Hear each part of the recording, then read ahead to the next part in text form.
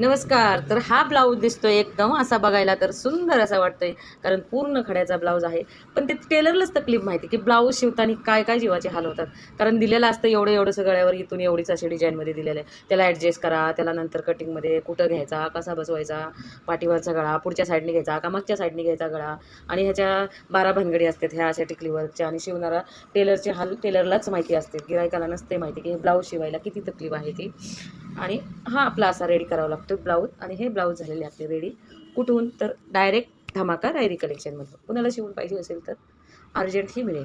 हा दुसरा ब्लाऊज आहे भरगत असा डिझाईनने भरलेला म्हणजे येल्लो कलरमध्ये थोडासा हळदी कलरमध्ये आणि ह्याच्यावरची sari same to same blouse सारखीच आहे तुम्ही पाहू शकताय. तर ही आहे त्याच्यावरची साडी येल्लो कलरमध्ये आहे.